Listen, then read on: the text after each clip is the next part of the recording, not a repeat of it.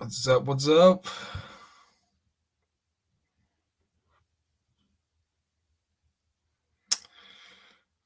What's up, Southwest? What's up, Joe? What's up, Jules? Thank you for coming in.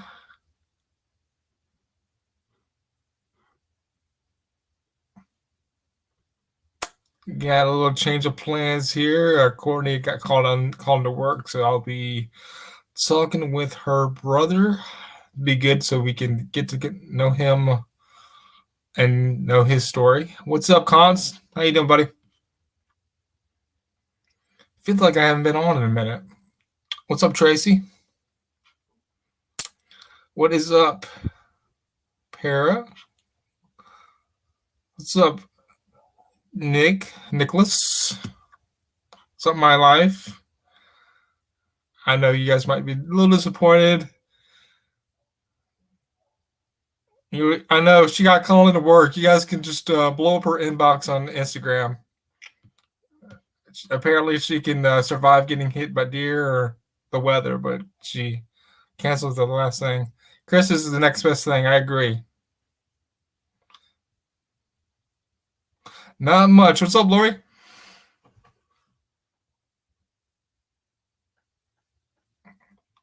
Listen, it's good to see you. I'm going to bring him on here in a minute. Thank you guys for stopping by. What's up, my life?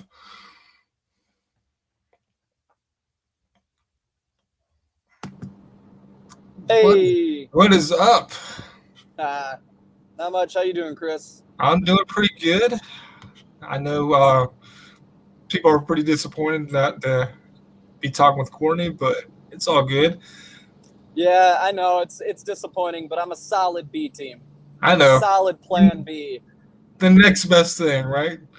Yeah. I know like you guys. When the drive-through at McDonald's is just too long, so you go into Burger King. That's me. I don't always go to Burger King anyways. I hate McDonald's. Yeah, I like Burger King. Poor analogy. Hardee's. Hardee's sucks. Yes. Oh, we have. I guess you don't have like rallies or anything like that. You got Sonic. Yeah, we got Sonic. We don't got a lot of them. Like I live in the capital city, and there's none in the capital city. There's one on a city outside of it, so I still got to drive like 30-some minutes if I want to get some Sonic. Love it. Yeah. What's the best burger place in Wisconsin? Culver's, hands down. Oh, Culver's. You had Culver's? I've had them. They just built one before I left Tampa. That place is good. Yeah. Yeah, I know they're starting to go all over the country, but they originated here, and it used to be you could only get it in Wisconsin, but it's the best. People compare it to In-N-Out and Whataburger and try to say which is better, but I've had all three. It's no comparison. I don't mean to be controversial on your show. Oh, God forbid there be any controversy. I know it. So this is cool. I'm driving right now, if you can't tell, but I can't read the comments. You're so good. This is great. People can talk all the shit about me if they want. I'm not going to see it. Don't talk shit about you. Talk shit about Courtney. Go ahead and blow up her inbox as well, by the way. Be nice. I'm just kidding. She works her ass off. I'm kidding. She wishes she could be here. I know. So what's going on, Bum? What's going on, Jackie? She had to work, so unfortunately she wasn't able to make it, but we got her brother, which is the next best thing. Next best thing, plan B. Next best thing. I'm in Leonardo DiCaprio. That's what people are saying. So I'm not usually on this side of the camera. This is cool. Yeah, and we had talked about a few months ago anyway, so she wishes she could be here. Exactly, Redhead. So while we're getting started, let me do this real fast. Tell us a little bit more about yourself that people don't know. About me? About you, yes. Ooh, things that people don't know, but also things that I don't want people to know. Well, I do have other channels on YouTube that I think some supporters have explored. But I have a channel where I do like guitar covers, and I just started doing like music reviews too. And then when I was like 17, I started a channel where I made like comedy skits.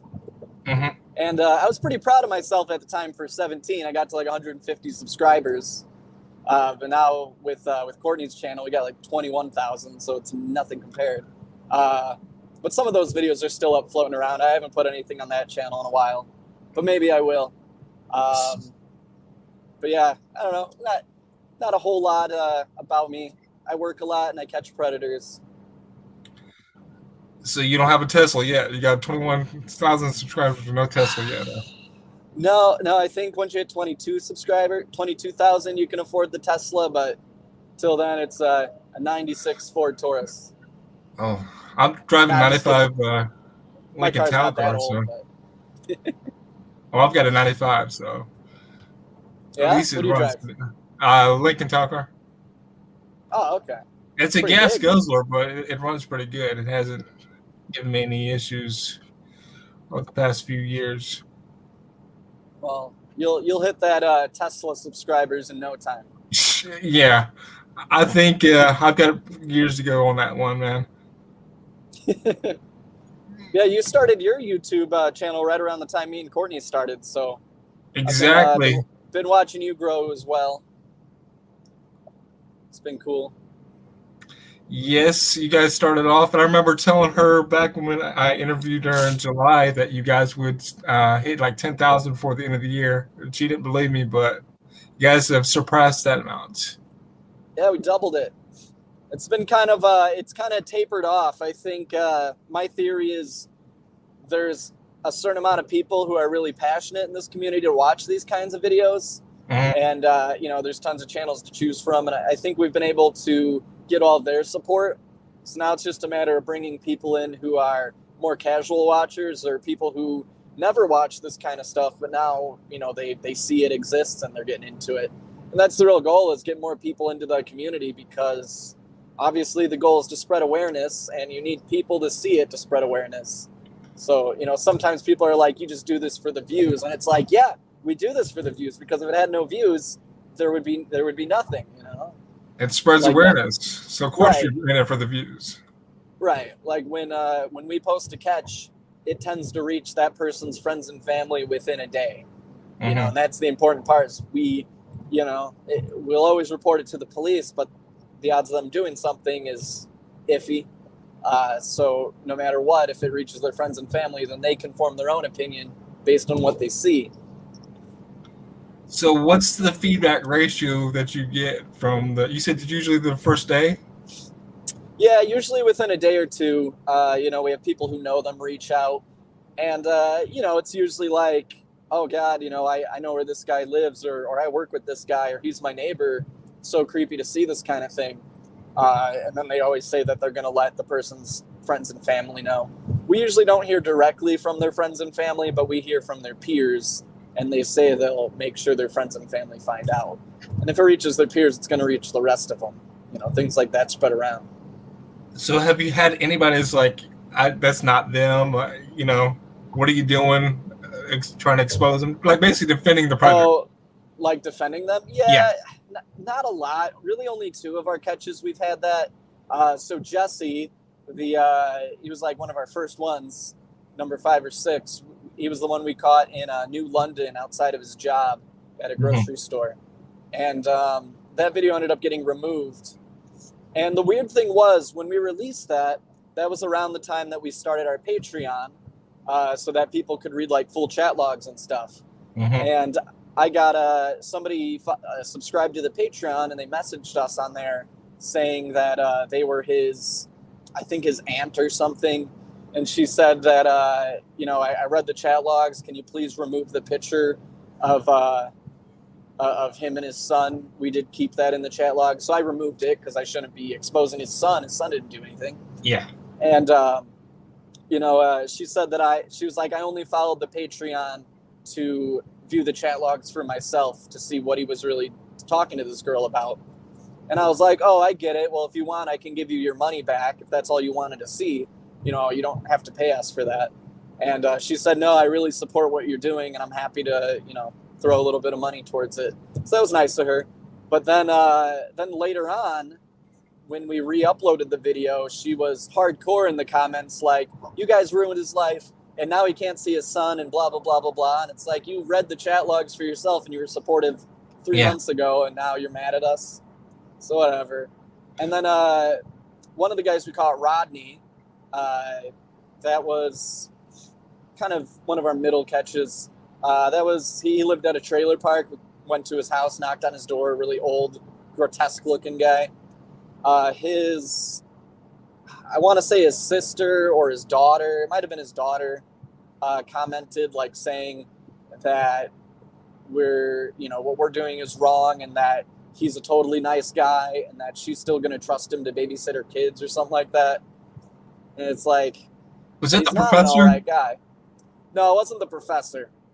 We never got anybody that, that's the surprising thing, is he was a college professor at a big university in Wisconsin, and he's retired now, but that's how we found his information, is through the university's website. Mm-hmm. So I'm surprised that we didn't get anybody who reached out saying like he was their teacher or something, but he seemed like he was well liked by his students. I wouldn't be surprised if some of them would defend him, because he tried to play it like he was talking to this 13-year-old boy as trying to help him because he remembers coming out when he was a teenager. But there's a difference between helping and talking about caressing and cuddling, Dude was 75. I don't think we knew he was that old at the time. I think he told us a younger age. Mm-hmm. But I've done some more research since then. He's 75. He might have been 74 when we caught him, but that's fucking old. And you can tell he's done it before, though. That wasn't his first time around. So, I mean... Yeah, I mean, he seemed like, obviously he's an intelligent guy, he's a college professor, but he seemed like he knew how to word things, and he was trying to, form his sentences to, make himself not seem so bad. But we could see through it, and lots of viewers could see through it. But, I think people who know him I wouldn't be surprised if some of them defend him, but I wouldn't be surprised if there's other students who are like, oh, I'm not surprised at all. He did seem like a fucking creep. Yes. So how did you get thrown into doing this? Was it something Courtney came to you about, or? So that's the crazy thing. I don't know if anybody's told this story, but me and Courtney, we started watching To Catch a Predator, I want to say back in like 2013, and right away we were pretty passionate about it. Like, holy shit, like, what if we could do something like this? But at that time, I was like, no, we could never do anything like this. That is very dangerous and not a good idea. But we did go on a chat room at the time. And back in 2013, there was more chat rooms than there are now. There's still some. Yeah. But, we posed as, I want to say, like a 13-year-old girl. We used some pictures that we were able to Photoshop. And we had we just posted in the main part of the chat room. You're like, hey, I'm 13, bored, or, whatever. And we got like tons of pop-up windows of guys wanting to talk to us. And so we talked to a few of them and pretended to be the 13-year-old girl. And then we didn't try to, maybe we should have reported it, but we didn't. And these were people all over the country. But instead we just, after they said enough bad stuff, we told them that we're a part of an online organization and that if we catch them again, we will report it to the police or, something like that. And we scared a few people. They were like, oh, I'm so sorry. But it probably didn't accomplish much. And then, so we've always been into To Catch a Predator, and then more of these channels on YouTube started popping up, watching Anxiety War, Justin Payne, Predator Poachers, and then tons of others from there. And that April, Courtney said we should do this, and she was really serious about it. And I was still kind of like, I don't think it's a good idea. I don't know if I want to go through that danger. And then she was just kind of like, well, I'm going to do it. And she found a guy and she wanted to go catch him. And she's like, I'm going to do it. And I was like, all right, I'll come with you. Like, I'm not going to let you do that by yourself. And after doing it the first time, I was kind of hooked. Like, I was like, it's so sick that it's this easy to find somebody who lives within an hour of us in Wisconsin, who's in his 50s trying to pick up a 13-year-old or whatever it was. So then we just kept going, and I haven't regretted it. I'm happy I do it, and I wish we started earlier. So how have you, because your channel is obviously grown, how have you learned what not to do and what to do since you first started? Ooh, what to do and what not to do. So yeah, that's the thing. We're kind of learning as we go. we've learned a little bit from other channels' mistakes, but for the most part, a lot of it is finding it out ourselves, and especially with talking with police and what they will and won't accept. A big thing is obviously you can't let your emotions take over, because when they do, you can end up doing really dangerous things, which can lead you to, chasing after somebody, jumping in someone's car, things where the passion has always been there, but we realize we got to tone it down a little bit to protect ourselves. And you just got to realize that, if they're not going to talk, you still got their face showing up, you still got their license plate, you got everything you need to prove that this guy did this. And even if the cops don't care, we can easily expose them to our viewers, and it'll make it to their friends and family. So the big thing is just, I guess learning not to let your emotions take over and always think of safety first. And also just learning as you go about like what not to say to predators to tip them off that you're fake, which, we've maybe a few times been like, oh shit, I shouldn't have said that. But sometimes we come off as super fake and they still buy it all the way through. Yeah. When you act as a really, really little kid, 8, 9, 10 years old, and you were using perfect grammar because you're so used to texting in perfect grammar that you realize like, wow, this doesn't look like an 8-year-old typed this out. But it's you learn as you go, and we really haven't made too many mistakes. Besides her jumping in the car, so what was going through your mind whenever she did that? So when that happened, I was in a slide, as was said in the video. So I was hiding in that slide for like 2 hours because this guy took way longer than you expect. I guess there's something that you learn. You always think that the predator is going to show up early to scope the place out. No, they show up like an hour late every single time. So this guy showed up super late. My legs fell asleep in that slide, and I didn't know till I tried getting out of the slide. So I thought I was ready to go. But I was watching the live stream on my phone, so I knew the perfect time to come out. And then, when she told me to come out, I slid down the slide, and I tried, running over to where they were, and then my legs gave out, so I fell to the ground. And I just remembered, like, holy shit, like, I wasn't watching the live, so I didn't know what happened. I didn't know if she got into a fight, if she got in his car and they drove away, because I saw him drive away and I couldn't see her. Mm-hmm. I had no idea what happened for the first, 30 seconds. So, I mean, my mind was going to the worst. Like, what happened? Is she okay? Like, I got to get over there and help her, but I can't get up right now. And just trying to get to my legs. And I got over there, and she was laying and getting herself up. And, so it could have been worse. Could have been a lot worse. And I guess just blessed to know that she's okay. Thank you for stopping in court. Enjoy your night at work. Oh, she stopped in? Yeah, she stopped in. And we will. What did she say? Sorry, I can't read it. She just said hi. Sorry, but y'all. Sorry, y'all, but enjoy Chris. Yeah. We got called into work. She got called into work a couple hours ago. For those of you guys who are unaware, she'll be. We'll try to reschedule sometime down the road. So, have you thought about doing it yourself? By myself? Yeah. So I've, the thoughts go through my head on reasons why I would do it myself. We were actually joking around earlier today about like, what if she went to prison for something, she didn't do anything, but what if she ended up in prison? Like, what about the channel? And I was like, I would just keep doing it without you, and until you're able to come back and do it with me.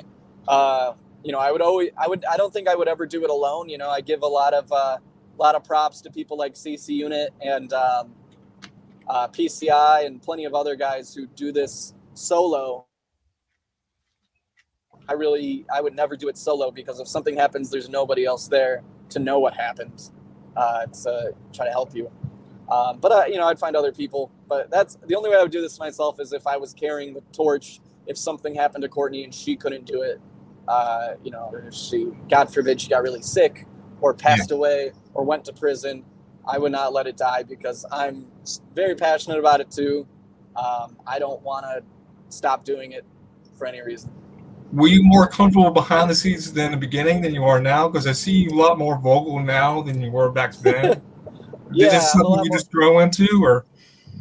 Yeah, so I never did anything like this, anything close to like this. So the first few, I didn't talk that much. I think I've always talked decent amount, behind the camera, but I never really got out and, I never put my face on camera until a ways into it. I was never a part of, nobody saw my face, just heard my voice here and there. And I was a little worried about that because, I don't want to say what I do for a living, but I don't, with my job, I don't want that to cross hairs and me get myself fired for my online presence. So I was a little worried about that. And especially when I started this, my coworkers were not supportive. They were more worried about my safety. But after 26 catches, now it's just a normal thing. They're just like, oh, you caught another one. Cool. That's, good for you. So I proved them all wrong. So now I feel like I can come out of my shell more. I don't got to worry about getting myself fired or anything. But yeah, I've always been comfortable in front of cameras. Like I said, I've been making YouTube videos for over 10 years now. Not to this kind of audience. So that was a little nerve-wracking at first to talk to this many people. But I've gotten used to it pretty quick. I like being in front of the camera from time to time. Yeah, it seems like you're growing more into it as the months progress and you get more comfortable, and you got the catches under your belt, so you know what to do, what not to do, as we talked about earlier. Perry had a good question. What was the hardest catch for your team to get so far? The hardest catch? Well, one that we categorize as a catch that we did that most people have not seen. The only way to see it is by being a member or going to our Patreon. We can't expose that guy. It was a whole thing. I can't give too many details, but we got in a lot of trouble with the cops and lawyers, and so we can't expose the guy, but we were able to expose him to his close friends and or some of his close family and friends. So that was enough. And the cops were informed on what happened. We don't know what came of it in the end, but we still are very cautious to show it. But that whole catch was a mess, and we drove really far for that one. And I wish we could share it with everybody, but for legal reasons, it's not safe at all for us. Maybe someday. So that was probably the most difficult one. Other than that, one that people can familiarize themselves with that was difficult, I would say. I'm really just dragging this out because I'm trying to think of a good answer. You're good, man. Let's see. I might categorize the first one. Our first catch. It was good first catch because we knew who we were going after before we went. Like, we knew his first and last name, record, and we had everything on him, which because we know somebody who knew him. And so that was a nice revelation. But, we didn't know what we were doing. We did not have enough prep time. The guy said he'd be there in 20 minutes, and he got there in 2 minutes. And my hiding spot was horrible. I'm surprised he didn't see me. And my camera that I was going to use died before I even started filming. So I had to use my phone. And I didn't have enough experience under my belt to know to turn my phone sideways. And then we didn't know how far we could go with it. The guy didn't want to talk. We followed him halfway to his house, and then we knew where he lived, so we went to his house and knocked on his door. And we were worried the whole time that he could come out and shoot us or something, because he did have a criminal record of doing that kind of stuff. So yeah, I think the first one was the hardest, because once we did that, we learned a lot right away, right from the get-go, and it helped us through the rest. And now they're not that hard. Sometimes they take a little bit more work than others in trying to get the person to meet up or track them down. But, now it's the nerves and everything are kind of gone because we've done it so many times. You've got enough catches under your belt that it's all good now. Yeah, it's just kind of, the first few were like, this is crazy. Oh my God, I can't believe we're doing this. Or should we do this? Should I be scared? And then now it's just like, we can do it in the middle of the day and then, get home and play some video games or something. It doesn't wear on me or anything. So did you guys ask people try to get advice on what to do, what not to do when you first started out? A little bit. Predator poachers. Alex has always been good communication with us since the beginning. Because Courtney and him actually, before we started catching, they started communicating about possibly, us just coming along for a catch. And it was kind of a joke. She didn't think he'd respond, and he did. So they kind of messaged a little bit. And then when we started it, she was able to, show him right away. And right from the get-go, he really helped. There's been a few times where we've reached out to different teams that we think would have better expertise about, how should we handle this part. But it is a lot of self-learning. And I think everybody who does this on YouTube, it's all really just learning as you go. And try not to make any huge mistakes that could hurt yourself or get yourself put in jail, because it's a fine line on the law and you got to stay within the law. And you guys had a couple of run-ins with police officers during catches, right? One, I can't remember which one it was. Maybe the one you were talking about where you couldn't show, of that police officer that was didn't want you guys doing any catches in Madison. So that's not the one that we can't show. That one will show all day. The one that we can't show, you're a member on our YouTube channel. You'll find it. I think it's called like the unreleasable catch or something like that. If you want to check it out. But yeah, that one was bullshit. We're still fighting that one. We have a court date in 5 days that will hopefully end that whole issue.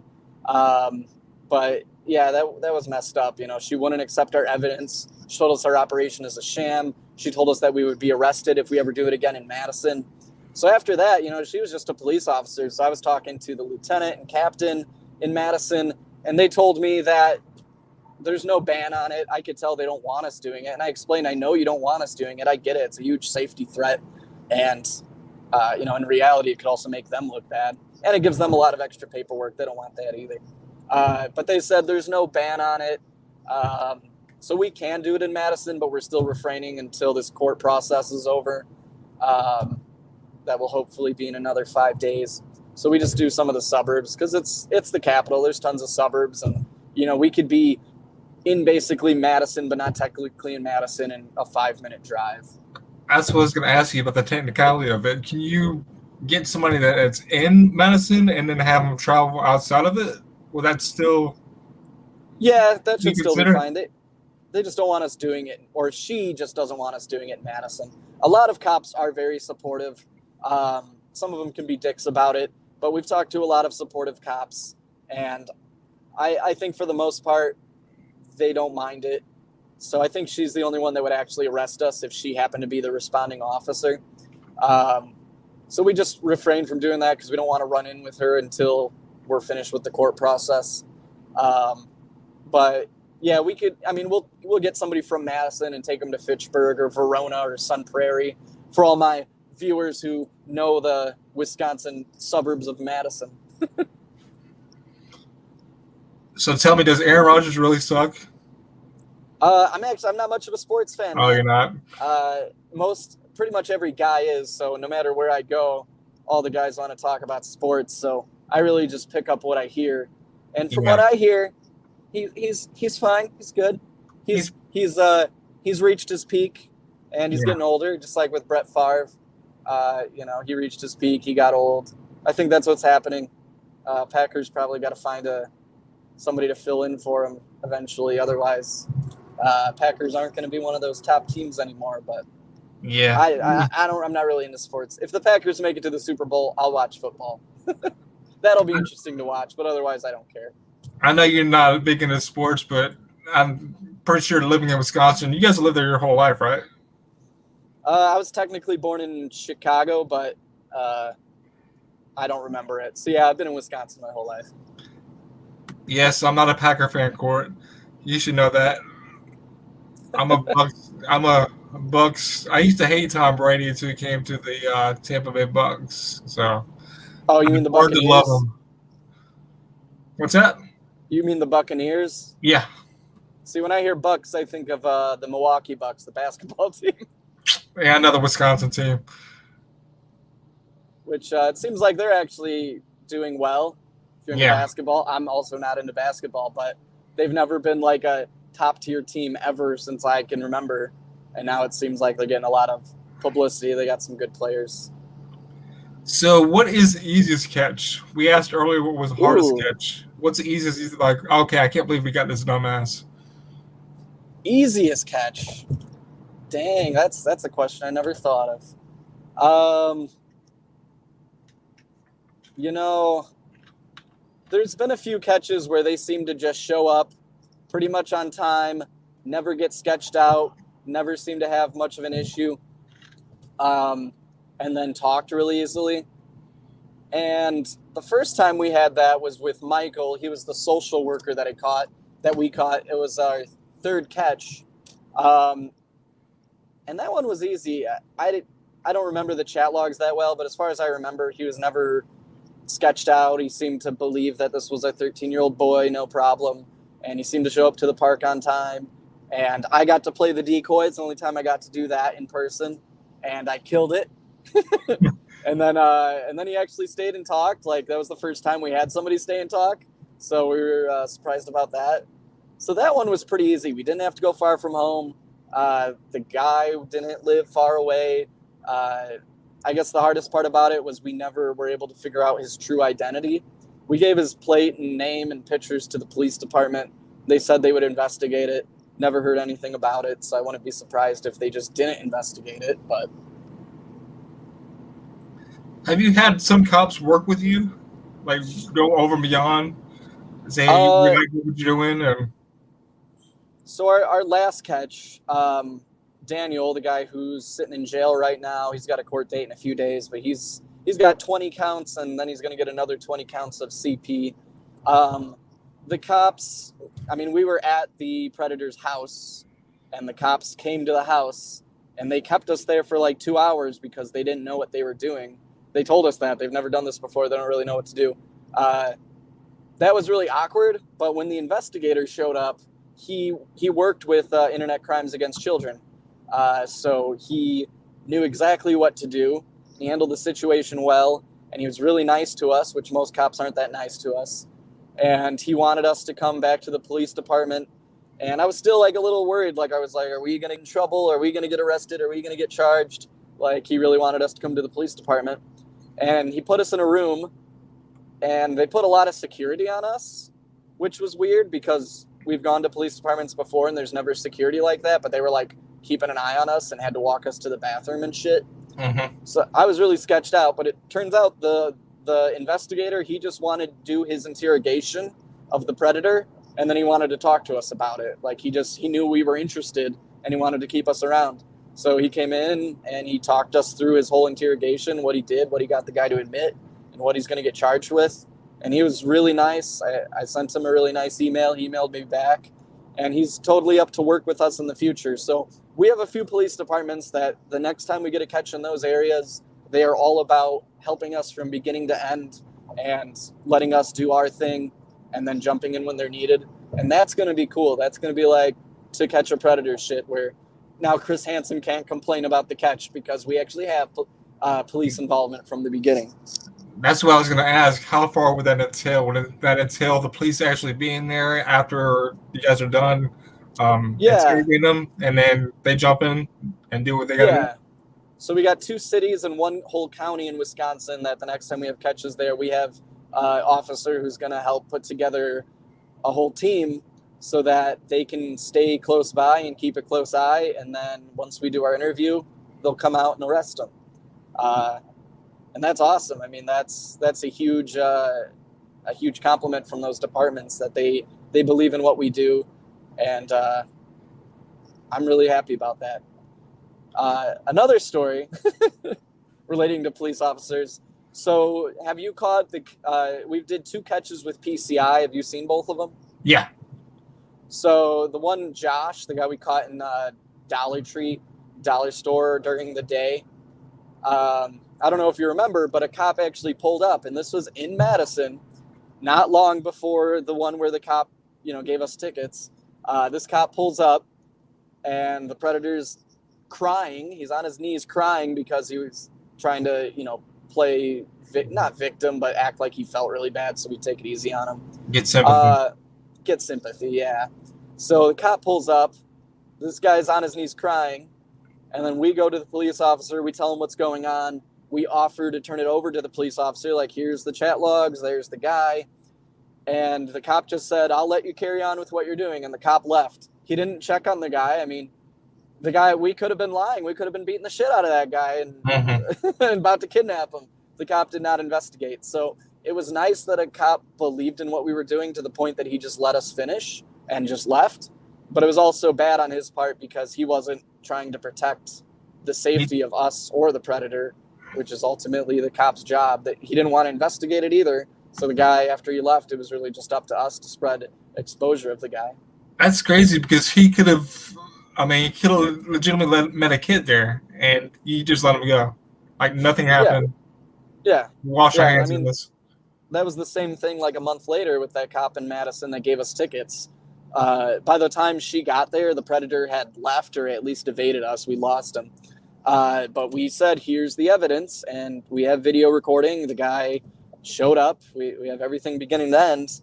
We wanted to turn it over to the police, and she said, no, I'm not accepting that. That's not evidence. What you guys do is a sham.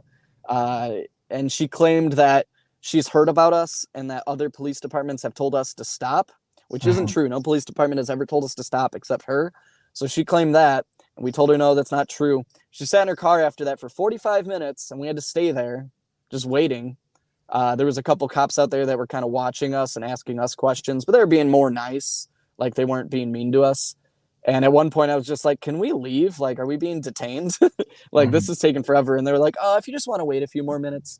And then she came out of her car and just started yelling at us, calling us liars. And she said, I just talked to all the police officers who've handled your cases, and they've all said they told you to stop, which either she was lying or those police officers lied to her to not look bad because maybe they should tell us to stop. I don't know. Yeah. But yeah, so 2 officers, same city, same area of the city with completely different reactions to what we do.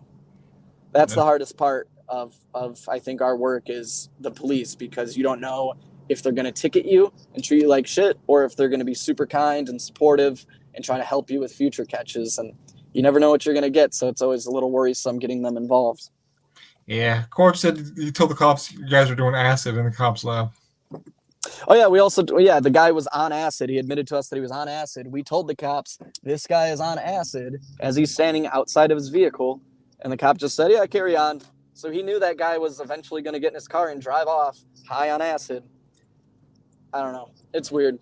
And that's crazy. Like I said, they just washed their hands, didn't even try to investigate it any further. Thank you, Bomb, for taking care of that doxing. Yeah, I'm all for free speech, but no doxing in here. Oh, somebody was doxing? Yeah, somebody's giving somebody else's number. I don't even know who the person is, but yeah. It wasn't me, was it? I don't want to get doxed. It wasn't you, bro. Nah, go ahead and dox me. I got booby traps all over my apartment. If somebody wants to break in, go for it. So, before you were, what were you doing before you were catching with Courtney? Pretty much, I guess, what I do now, but plus I also catch predators now because I still have the same job. I still live at the same place. I still have all the same hobbies, but I definitely spend a lot of time on this. I film it, I also edit it, and I want to keep our editing to high standards because I want it. When watching YouTube videos, you have a lot of options, and I want people to stay engaged. I want it to be easy to watch, easy to hear. Here, hold on, I'm gonna do something on my phone. All right, just making sure it wasn't gonna connect to my Wi-Fi.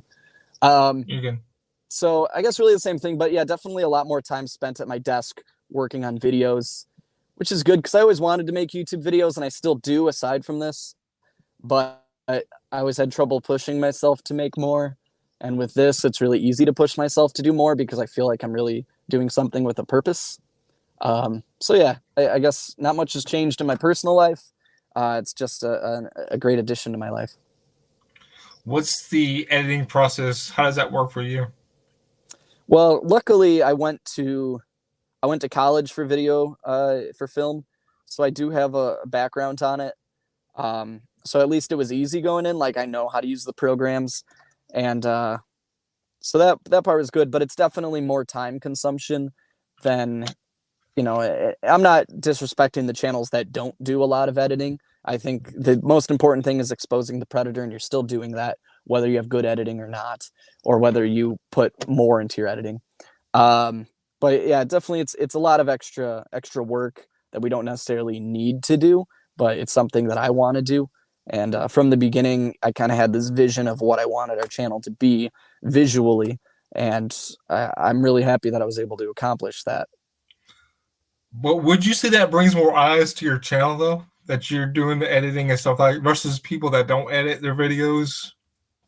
Yeah, I mean, because I remember, and I know I'm not every viewer has the same mindset as me, but I always liked watching To Catch a Predator. Obviously, it's a news program, so it's very well edited with a high budget. And switching to watching YouTube channels, I think my interest definitely peaked more on the channels with better editing, because it's just easier to watch. I that's why I really liked Anxiety War from the beginning. I still really like him, and his editing, I guess it was a lot of the inspiration for the way I wanted our videos to be, because you know exactly what's going on from beginning to end. When you watch To Catch a Predator, they tell you, here's what the predator said, here's some pictures of him, here's some blurred pictures of his penis, and here's him meeting up with the kid. You got a timeline.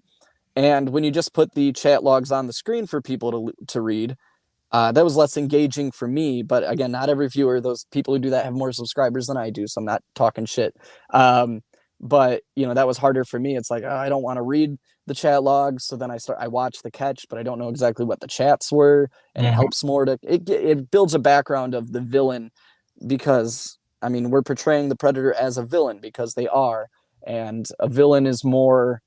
You want to see a villain get taken down more when you know the bad things they did. If we didn't see the Joker blow up the children's hospital, we wouldn't be as much rooting for Batman to go take him down, right?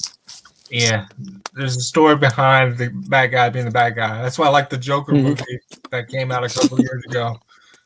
Yeah, we should do one that's just the story about the predator, not us catching him. Like just now, movies are doing that these days. They're making people fall in love with the villains. So would you be?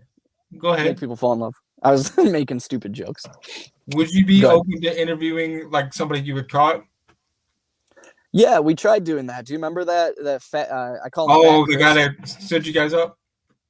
I mean, he told us he was going to do the chat, the interview with us, and he seemed like he was on and ready to do it. It was his idea, and then he just bailed on us last minute. And I get it; he was scared. I would be scared too. I wouldn't want to do that, but we weren't, we weren't discouraging him. He should do that, because we never really got to talk to him. And I think it would be awesome to get that predator's face on our channel. He would probably X out pretty quick because of all the shit talking from the commenters. We would try to compose ourselves to form an interview, just to get more dirt out of him. Because that's all it is. You try to get them to admit what they did. And, him showing up and running away pretty much admits everything. But getting him to admit it in more detail, I think, is better. But he pussed out.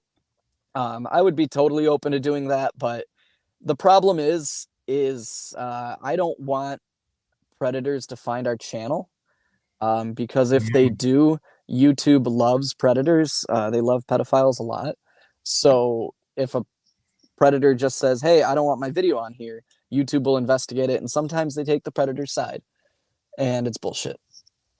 And you guys had your channel taken down a few months ago, didn't you? We never had a channel taken down. We've never gotten. It wasn't taken down, but it was. We've gotten videos taken down. That's what it was. Never the channel. We got our Patreon taken down. They said we were bullying. Like, watch the videos. Like, sure, you can call it bullying, but we're not hurting them, and I think we're giving them what they deserve. So Patreon took us down. YouTube, I mean, plenty of catchers have had their channels taken down. It could happen. We're trying to stay within the guidelines as best as we can. That's why we keep the swear words out and stuff like that. I think YouTube would be happy if we blurred the predator's face, but we're never going to do that. But they've suggested it. If our video gets reported, YouTube will email us and tell us, you can use the blur tool and blur out this person's privacy. And I'm like, no, I'm not going to blur their face. It defeats the whole purpose. Exactly. You're doing it to expose that person. If you hide that person's face, it just totally defeats the purpose. Yeah. But really, I mean, that's the hardest work, doing the catch. And Courtney said this before, the catch is the easy part. Once you're there, you're waiting for the person, they show up. It's not that hard. You talk to them, you get them on camera, you get them to admit it. They might run, but you have the proof. It's the chatting. And for some people, it's months of chatting. That's really hard. And then also, the aftermath of, if that person tries to retaliate against the channel. And that's always a difficult part too, because it's a pain in the ass when you put so much work into a video and then YouTube won't let you keep it on their website. So have you learned to gauge, like when talking to a predator, okay, this guy needs to be caught, or let's keep this going on so we get more evidence against that person? Yeah, you just kind of pick it up from the predator as you go. I mean, if the predator lives really far away, then it's obvious that we're going to chat with them for a long time while we find a good time to actually go to where they live. Or if we can get them to drive to us, that's awesome. But some predators are so slow with the way they'll talk to you. Because I decoy too, I chat with predators. Courtney does most of it, but I jump in and help when I can. And I mean, some guys right away will tell you, oh, you're 13, I'm not going to talk to you, you should get off of here. And my response is always K. I just say K. And a lot of the times they respond to my K and they say, so what are you up to? And then they just start talking. And some people go so slow, they're so scared to say sexual things. And it could go on for days or weeks until they'll finally do it. But I mean, talking to a 13-year-old or whatever age we are is pretty creepy when you're in your 20s, 30s, 40s, 50s. So you keep the chat going, and then eventually they're going to slip and they're going to show their real intentions. And it takes people time because they know channels like this exist and they might think you're fake, and you got to convince them that you're not fake. That's the hard part. So I don't want to give away too much of your craft, but what do you do necessarily to keep them engaged?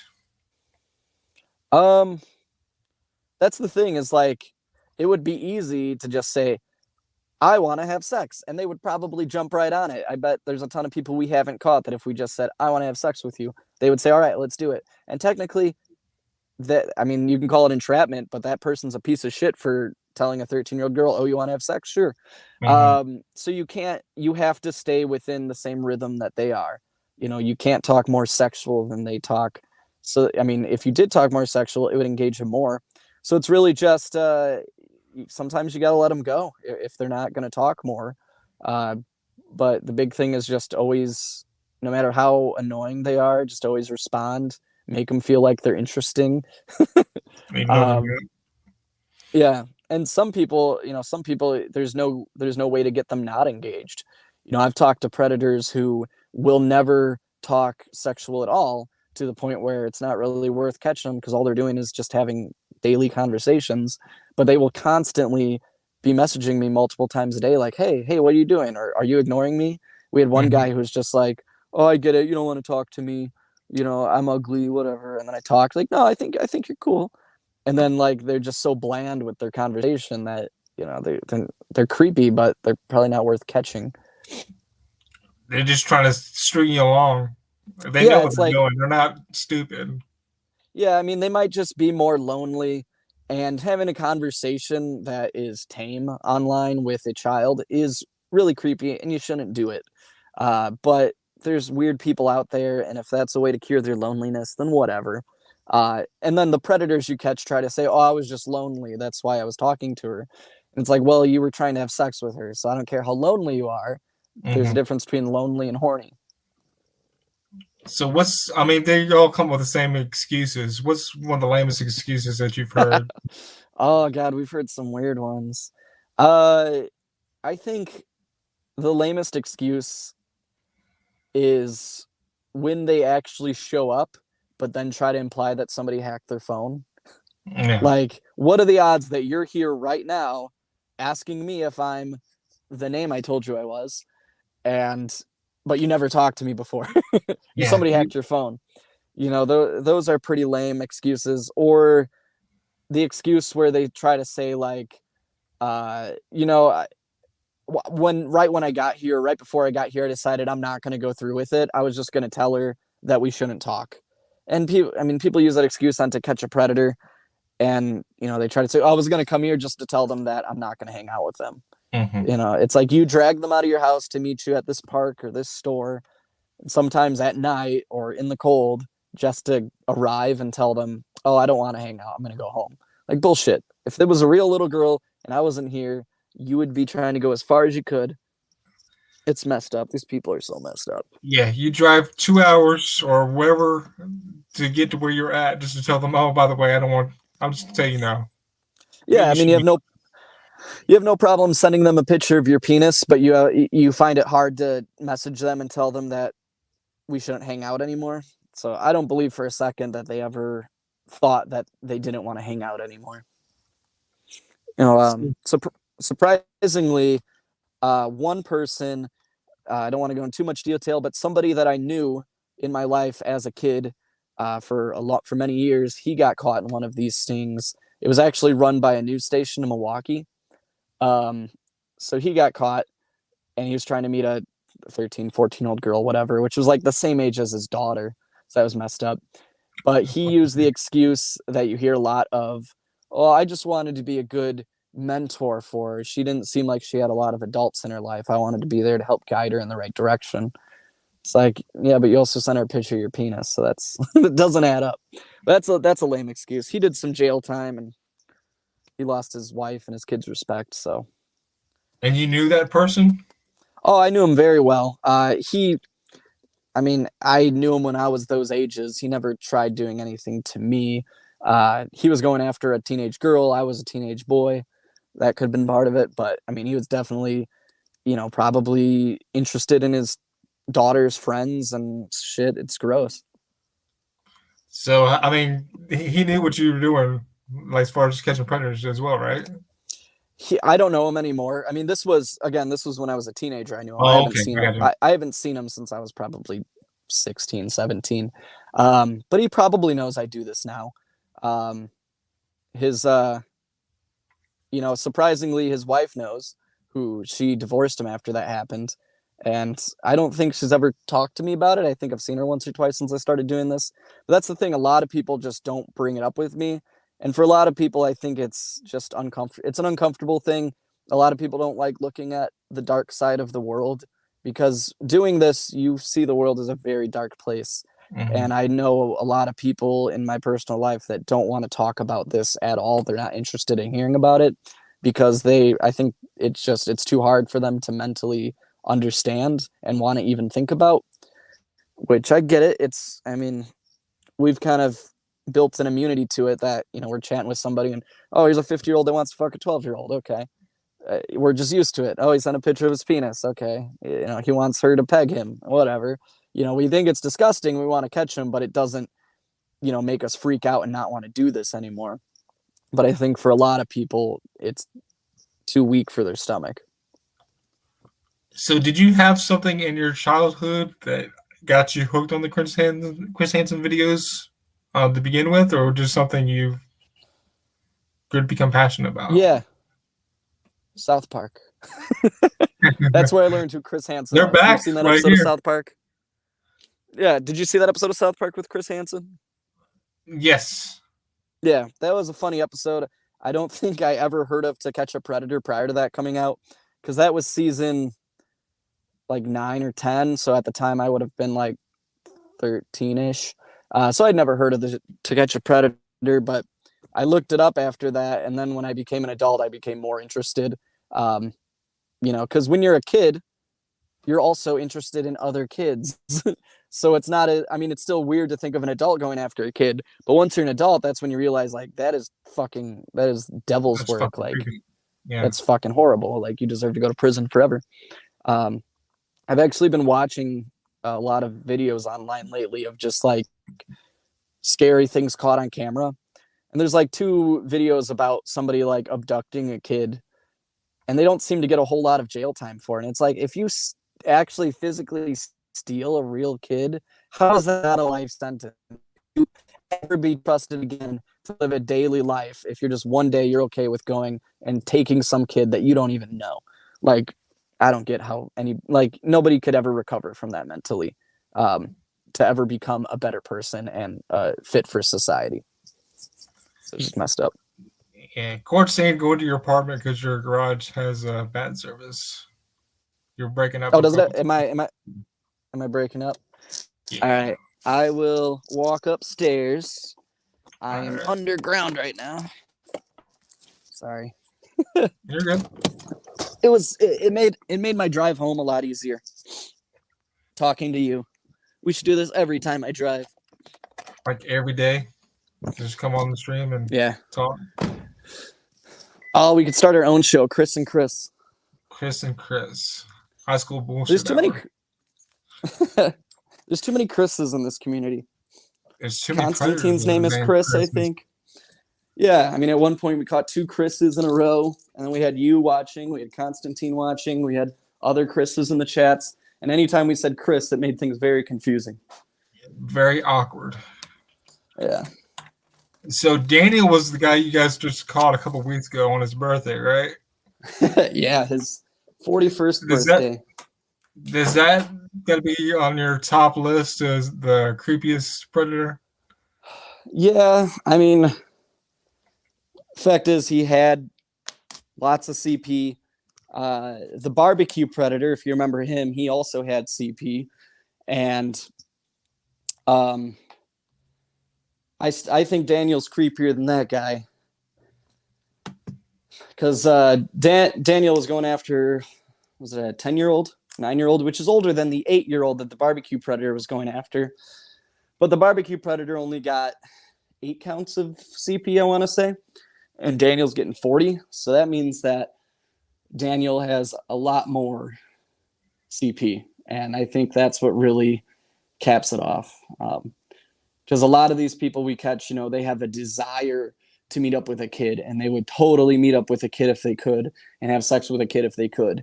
You know, you can't jump to the conclusion that they would ever, you know, abduct a kid or whatever. But when they have CP, like, that's horrible. They're providing a reason for those kind of things to circulate. You know, they might be paying for it. They might be giving money to these people, or they're helping share it, which is going to cause other people to want it and pay money for it.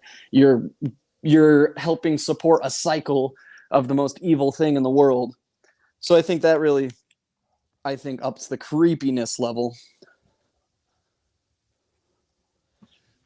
She was talking to me, letting me know she was going to be available on Wednesday. I'll get in touch with you, Court, as far as getting the details.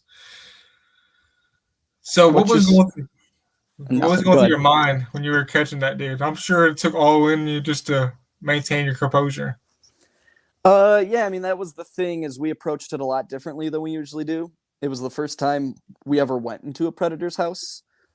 And it was, I think it was our first time trying to say that the child in question was related, like, was somebody that we knew. Like, if you watched it, we said it was Courtney's daughter.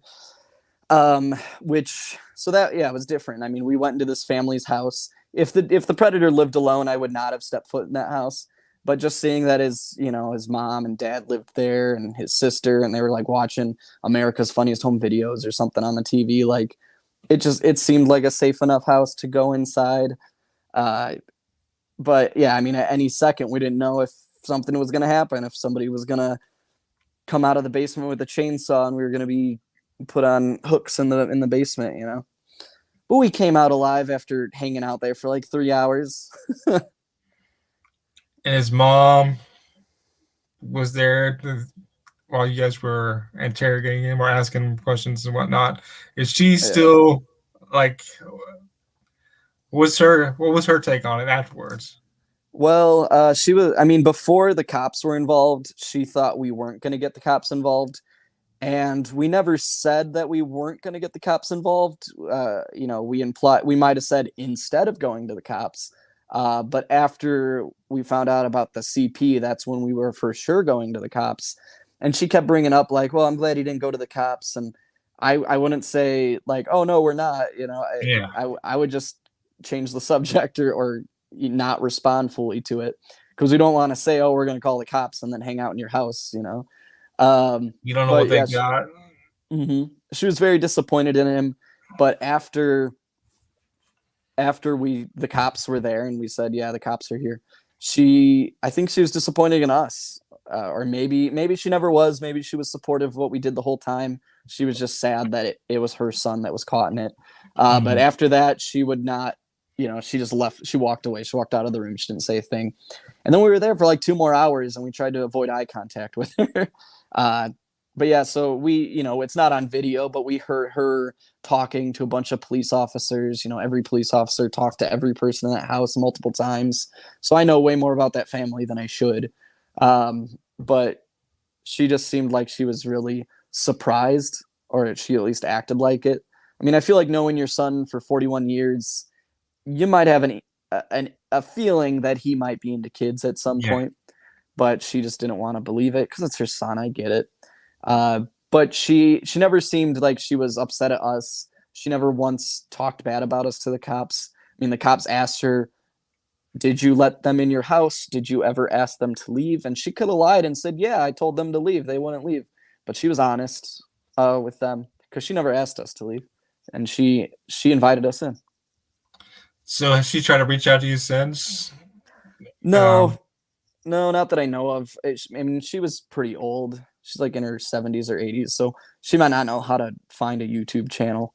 Because we never tell them our YouTube channel's name. It's not important that they find the channel. I mean, they don't need to see the video. They know what happened. But eventually they might find it, but I don't think they're going to reach out to us. So I know the year's coming to an end. What's your goals for the channel and for you guys in the next year? I guess, we do want to branch out to other states. We're really strong in Wisconsin, but we would love to get a full catch in another state. We're considering going to places like Idaho, Florida, Oregon, some different places that have come to mind to try to catch predators. But it's hard to get the time because we both work, so we have to get off work and not make income there, and go to a different state for X amount of days. So it's hard, but that's a big goal. You'll also notice that our amount of catches has been dropping lately, and it's really cold outside. Our viewers who live in Wisconsin are probably more understanding, but it's hard to do this because not only is it cold, but the wind is really bad. So even if we try to film it, you can't hear shit because of the wind, and nobody wants to leave their house anyways. So in the summertime, a predator is easily going to say, hey, let's go do something together today. It's a nice, beautiful spring, summer, fall day. But when it's this cold, nobody wants to go outside in Wisconsin. So it's hard to get a predator to want to meet up because we can't ask them to meet up. We got to wait for them to ask. So it's hard to get a predator to want to. So I think come spring, we're going to just get a whole wall breaking of predators who finally want to meet up. And we're probably going to have a ton in the spring. But we're still going to try throughout the winter, but there's not going to be as much. We're going to try to get as many as we can, but nobody wants to leave their house in Wisconsin. That's what I was going to ask. We don't mind leaving. We don't mind leaving our house, but predators don't want to leave their house. So it's hard. That's what I was going to ask, because if it's harder for you guys with it being colder and you guys are in a colder environment, for predators to actually want to go out and meet the kids or what they think is a kid versus when it's warmer outside. Yeah. When it's warmer out, they're more likely to. Also, sometimes if we can't have a real decoy in person, we need to just spot the guy, at a public place, a park, a store, whatever. And if everybody's bundled up in coats and hats and scarves and masks and gloves, it's hard to tell people apart, So when you see a picture of somebody online and it's summer, they're going to be dressed like they are in their picture in a t-shirt or something. It'd be easy to spot them, but when they're bundled up, it's hard to spot them. So they could show up, look around and then leave, and we never even saw them. So that hasn't happened, but that's a fear of mine. And you guys, this is your first year, so you're learning what to do, especially when it's getting colder outside and whatnot. Mm-hmm. Yeah, and dealing with the wind and the cold and the shivering. Trying not to shake the camera. Definitely one on the right court. What's that? The court was just joking around. I took my glasses off. She was asking which one of us is hotter. I would say you're definitely the one on the right. Which weird that you're asking about your brother, but okay, it's Wisconsin. I think I come in a close second. I don't know, man. I've got that bald head thing going on. You got. We're equals, Chris. Okay. We're both Bald head bald glasses. ass grasses. We have similar facial hair. We might be the same person. Might be. Have we been in the same room? We haven't. No. I'm reading Dream Floral's comment here. Oh, he's talking about that dude that crazy ass dude that was on.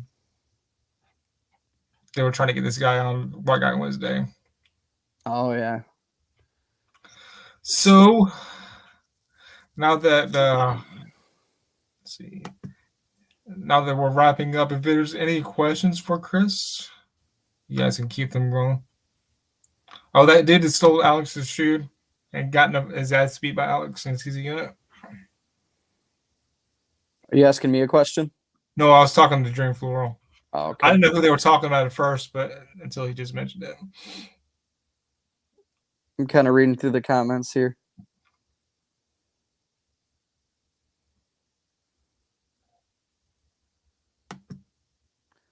What is his dream gear? Is that about me? There's a question. Let me see. I have to scroll up. I was talking with you, so I didn't get to see all the questions.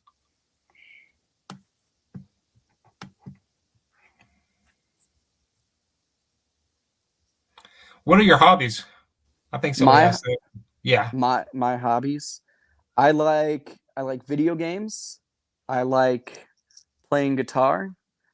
In the nicer months, I like hiking, but the last year or two, I've had trouble getting my fat ass up to go do it. What else do I like? I like trying weird foods. I mean, not like unique foods or cultural foods. Like, I mean, Applebee's just came out with some Cheetos wings. I just saw that the other day. I want to try that.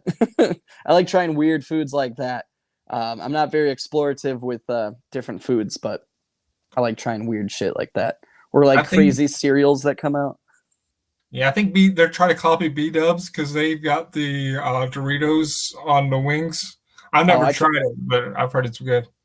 Yeah, I tried that. That was good. But Cheeto wings, I heard they were bad, but that was by one TikToker who I think was full of shit. I bet they're good. Yeah. Plus, they got a new Mountain Dew. That seems cool, too. Yeah, I saw it the other day. I thought it was pretty crazy. What's your dream set gear? I guess your camera gear? Yeah. I think that's what he was asking. So for a camera right now, we use a Sony Handycam, which is like a pretty basic camcorder. The quality's fine, but the audio is the shit kicker. When I bought it, I bought audio attachments for the camcorder. And then I found out that you can't hook audio attachments up to it. So now I want to get like a real ass camera with like a mic with the foxtail on it to cut out wind.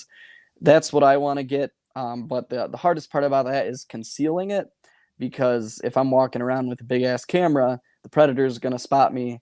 I can't hide it in my pocket like I can with my current camera. So that's a tough one. I also want to get a better microphone for the studio.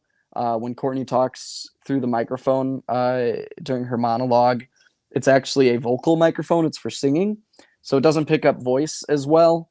The quality is still fine, but it could be better. And it would also be nice to have like smaller hidden cameras. Like Anxiety War has those sunglasses with the camera in it. Those are pretty cool. Or like a small GoPro to kind of put on my chest or something. Or Courtney's. I think, yeah, in time, we might get stuff like that. What's up, Panda? I don't know if that question was to me or other Chris. If you could work with any catcher, would it be? I don't know. Sorry. He works with Courtney. I don't know what exactly. I think you're talking about other catchers besides Courtney. Well, I think like if me and Courtney were to collab with a catcher is probably what he means. That's what he's asking. We collab with PCI and Predator Poachers, and those would already be in the top of the list anyways. But other than that, I mean, it would be cool to collab with Anxiety War, but I don't think he ever would. He's very solo. he's not a part of our community. He never communicates with any of us. But maybe someday he'll open himself up. That would be cool. He doesn't really. He's only a state away. Um, also, Justin Payne. I'm a huge Justin Payne fan, and he does collabs. So, but he lives in another country. That's an issue. Uh, and then I know he gets a lot of shit, and he deserves it. But Chris Hansen, I would love to work with him, but I think that's another dream. That's a reach. But just to say you did it, that'd be a fuck yeah. Yeah. Just to say you did. He doesn't really like us. He doesn't like what we do. Not us specifically. He might not know who me and Courtney are, but he knows who Predator Poachers is. He knows who CC Unit is. Actually, I want to collab with CC Unit, put him at the top of the list. But yeah, he was very critical of the kind of work that we do. And his main reasoning is that we don't have law enforcement involved.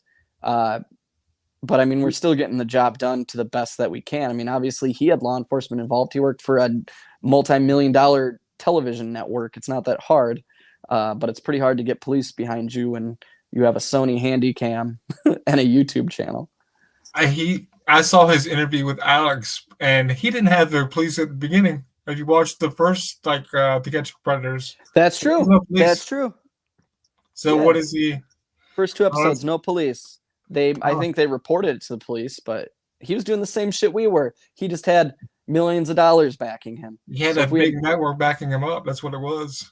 Yeah, he just wants to criticize it for his image, I think. If he encouraged us and something happened to one of us, they would turn to Chris Hansen and say, why did you tell him to catch predators? So maybe a part of him believes in what we're doing, but he just can't say it. Yeah. I mean, you can tell he's very puppeted by the networks he works for. All he wanted to do with Alex was talk about the controversy behind him, because that's the kind of controversy that gets views and ratings. Mm-hmm. And that's not what we're trying to accomplish. We're trying to catch predators. And Alex told him that, I just want to talk about catching predators. I don't want to talk about that, but that's all Chris Hansen wanted to talk about. And didn't talk about much else. So it's kind of bullshit. Was trying to get something out of him. So bullshit. Draw more viewers. Mm-hmm. Somebody asked, I forgot who it was, what do you see yourself in 5 years? Probably fatter.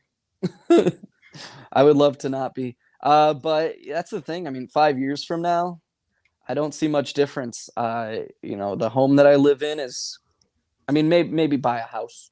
But I do want to keep doing this. I hope in 5 years we are, obviously we would be a lot bigger, hopefully have more respect, hopefully have more police backing us.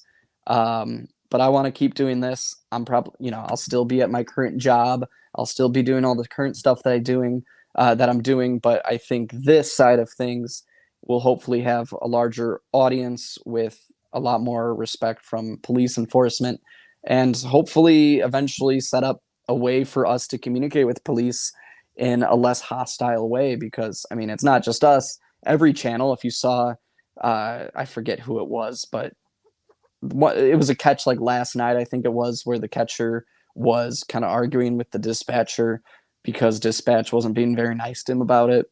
If there was a better system for us to communicate with police for these kinds of laws, and hopefully, pass more, make this less of a gray area, see more laws passed that we can all help get passed, that will help put these guys, get these people what they deserve, the justice they deserve. Because in a lot of cases, there's not much the police can do. Now, everybody's aware of the situation with Musa. Has that made you more cautious about calling the police in certain areas? 100%.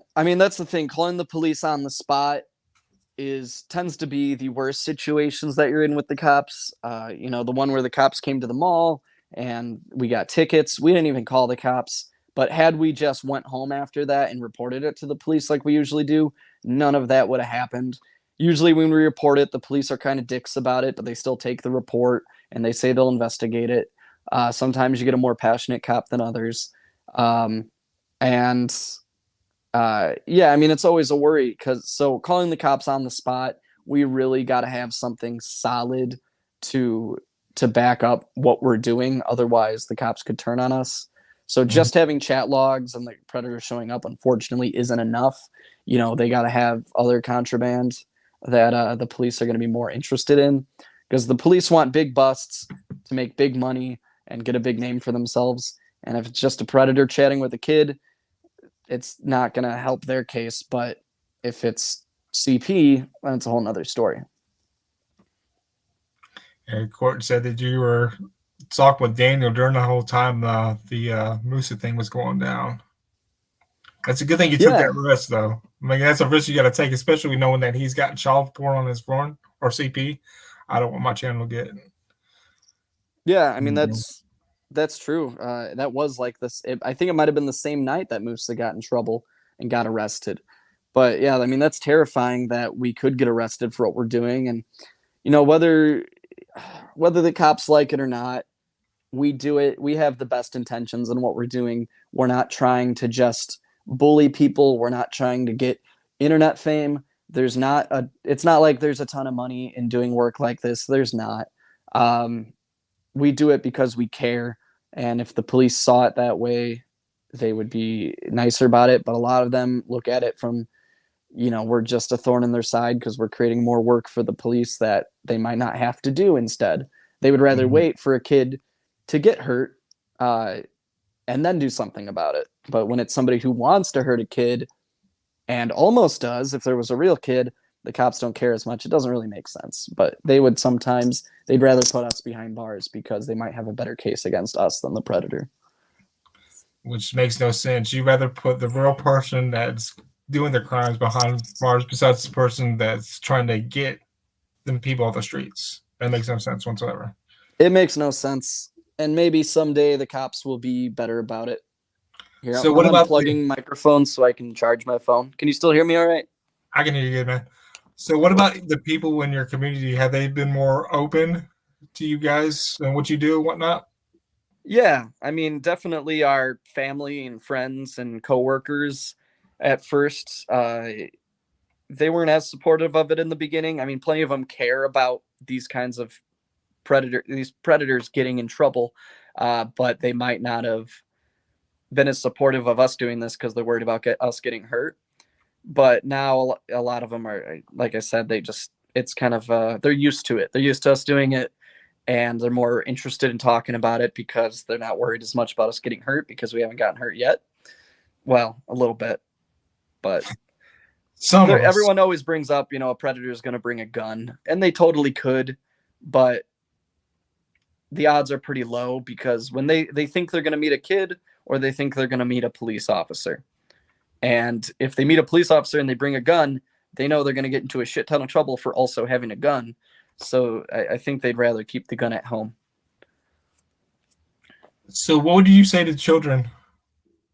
To children? What would you, if you had to give them advice?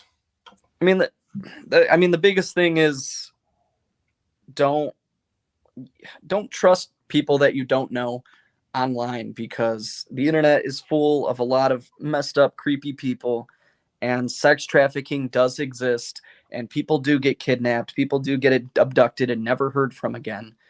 And you just gotta, if you're gonna talk online, talk with your friends of friends, but don't try to meet new people online, because they might not even say that they're an adult, but especially if they're an adult, even if you feel like, I'm super mature, I can talk to somebody who's in their 20s or 30s and I think they're kind of cute, maybe I will meet with them.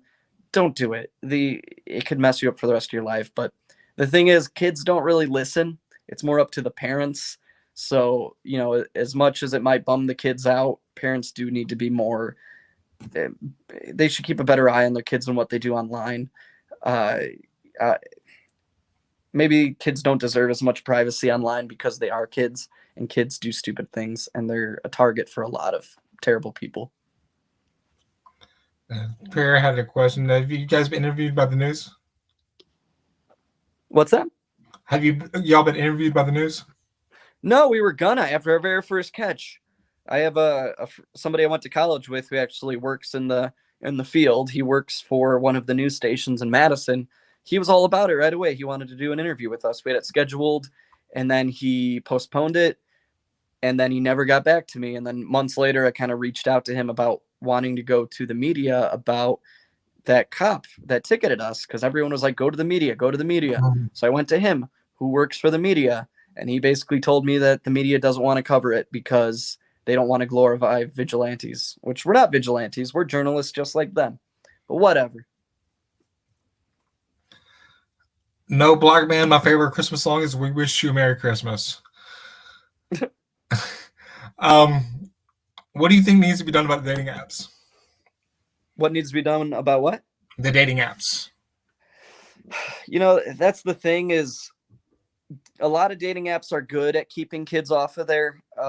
You know, when we go on dating apps pretending to be kids, we usually get kicked off pretty quick. You know, it's a bummer that we're getting kicked off because we want to catch child predators. But at the same time, if a real kid goes on there, they could also get kicked off too. So that's a good sign. But there are some apps that have no security at all, that don't seem to kick anybody off no matter what. You know, I'm sure we've been reported a ton of times on some of these apps and nothing happens to our accounts.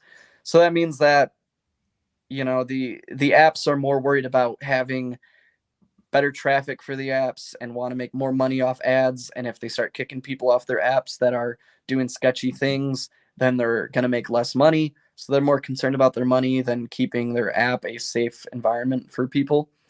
So I think that's what they need to do. They need to maybe stop putting the money in the foreground and worry about the safety of others.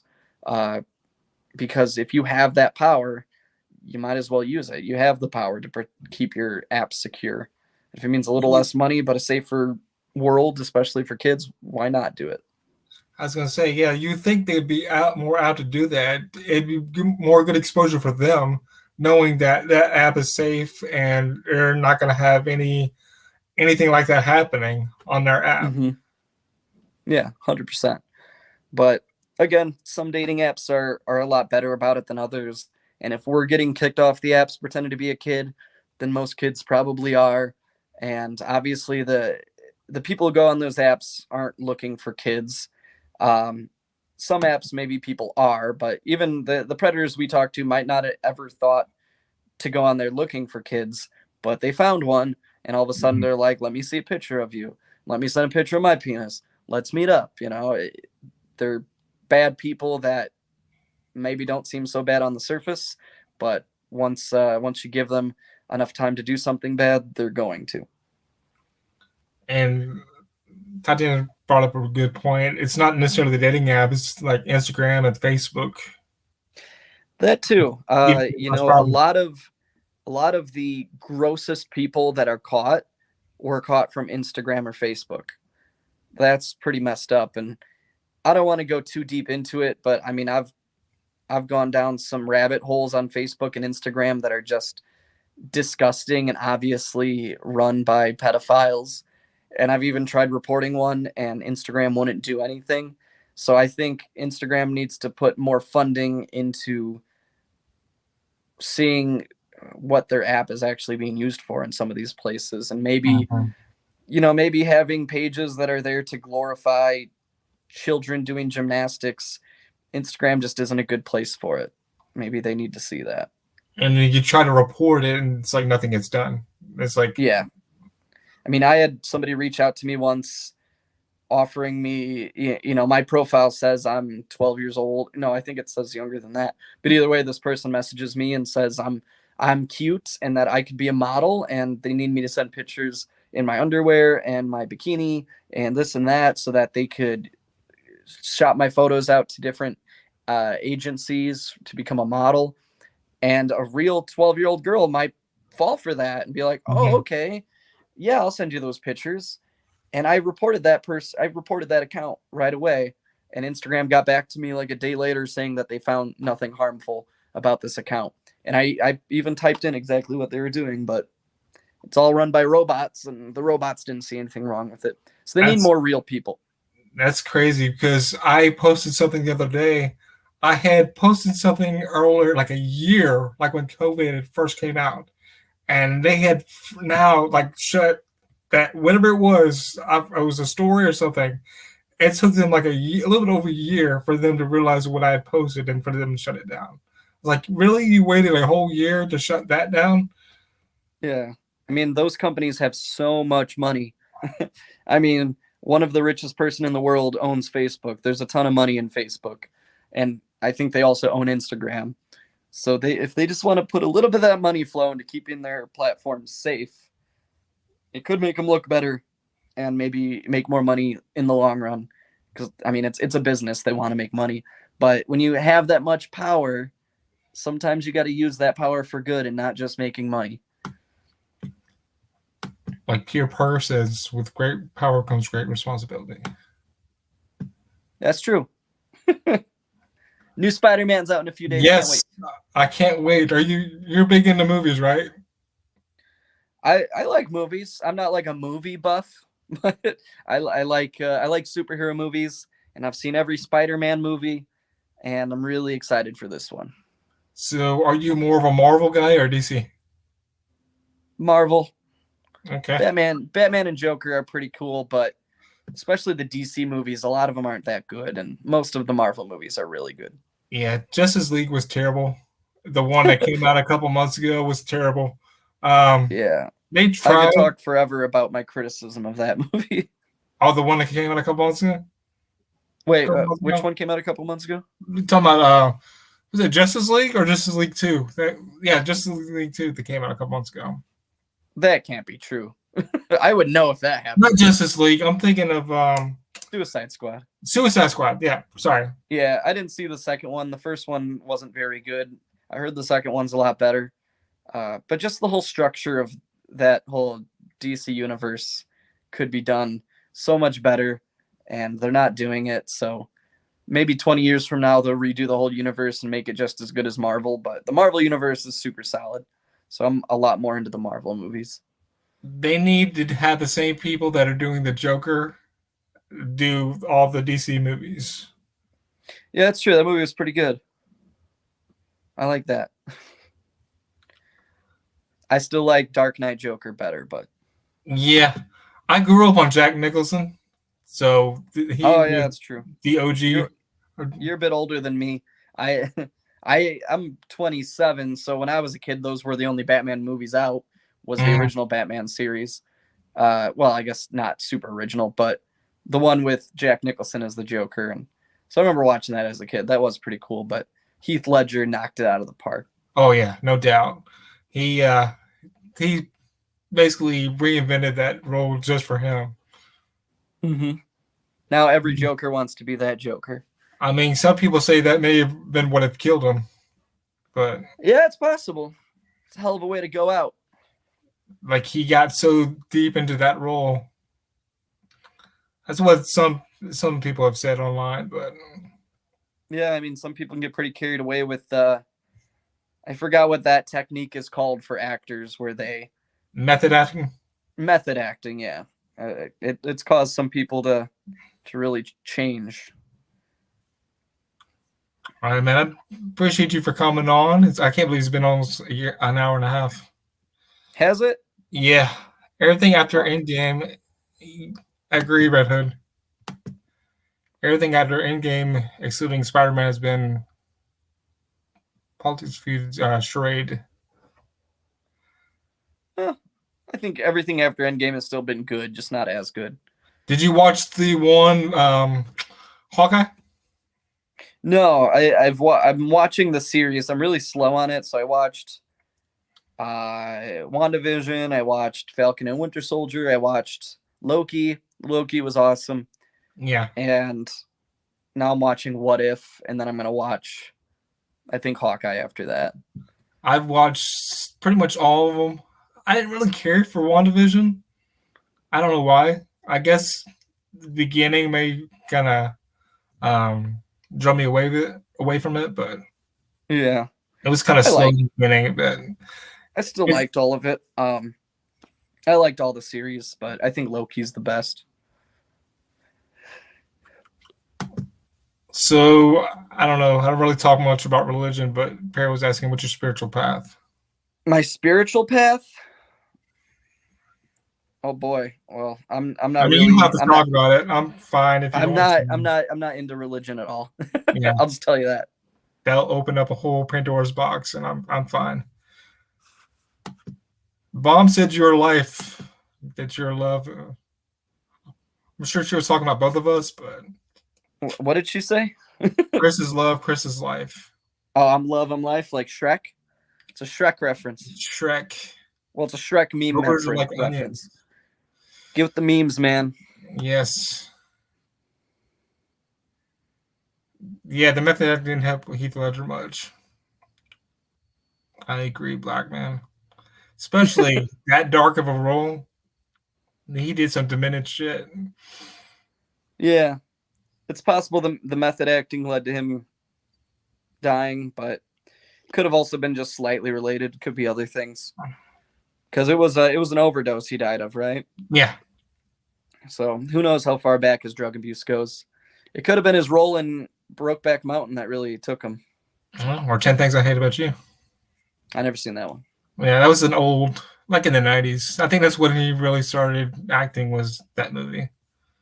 Yeah, that was a joke. It was a joke, but it really didn't go over well. It was like a teen movie, like love. Like a rom-com? Yeah, romantic comedy. That's what I was trying to think of.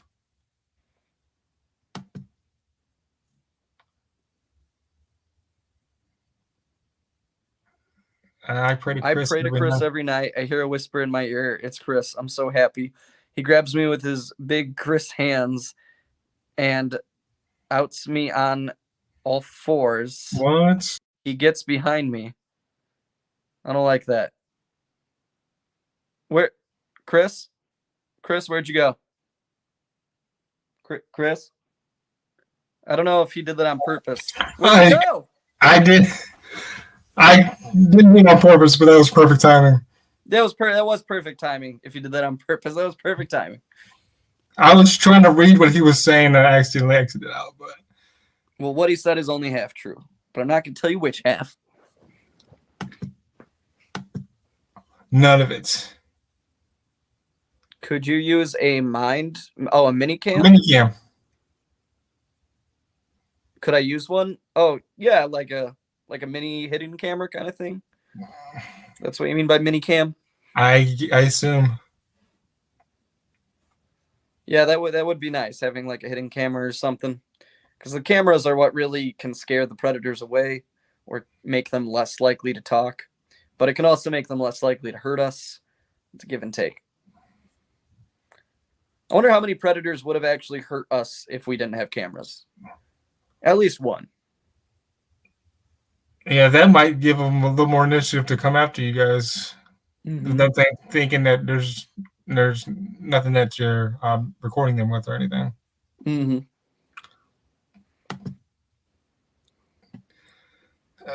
Let's see. Any last words while we're wrapping up, man? I don't want to keep up too much. Toaster. I'm sure you've had a toaster. Okay. Yeah. Strudel. I'm more of a Pop-Tart guy. You're a what guy? I'm more of a Pop-Tart guy. Well, you can make a Pop-Tart in a toaster. True, but I said toaster strudel. Never mind.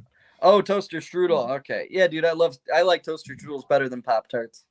I haven't had them in years. So what's your favorite cereal? You said your unique cereal. Oh, I like buying, like for 2 years, it was like 2 years, I was buying every weird cereal that came out because they were making a cereal for friggin' everything. They had Dippin' Dots cereal. They had churros cereal. They had cereals for everything you could think of. So I bought all of them. Not a single good one. They all suck. I've now stopped buying them. I mean, I still get tempted with the weird ones. Maybe I'll buy more, but they all suck. They all tasted kind of the same. It's just a marketing scheme, and I fell for it. But real talk, I'm a cereal guy. Peanut Butter Crunch. I don't mean to be controversial, but Peanut Butter Crunch is the best cereal. Well, see, I think Apple Jacks or Cinnamon Toast Crunch, the best ones. See, you're a cinnamon guy. I like both. I like Cinnamon Toast Crunch better, but I'm just not a big cinnamon guy overall. I don't hate cinnamon. I don't like it as much as most other sweets. a lot better than having to eat the Cheerios. Nothing worse than getting forced to eat that when you're a kid. Just regular ass Cheerios. Yes. Honey Nut Cheerios are pretty top tier, but regular Cheerios, that's like F tier.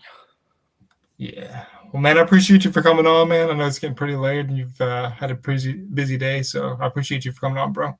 Yeah, for sure. Thanks for having me. I hope I was a decent replacement. And I thank you, everyone, for watching. And I'm assuming you all watch Courtney Elizabeth on YouTube, but if you don't, get on that link in the description, I assume. Oh, Bomb loves regular Cheerios. I'm sorry. God forbid I... How do you love regular ass Cheerios? Nobody loves it. That's something that you're forced to eat. Or Raisin Bran without the raisins. Yeah, that's just bran. Yeah. Anyways, on that note, appreciate you for coming on, man. Have a good night, man. Yeah, see you around. Thanks a lot, man. No problem. Well, I'm wrapping things up on my end. Appreciate you guys for coming on. Thank you for Kill. Thank you, Bomb. Cheerios are only good for babies. Cheerios aren't good for anybody. It's nasty. Anyways, I'm going to go. I think Courtney said she'll be available on Wednesday, so I'll interview her then. You guys have a good night. Later. Bye.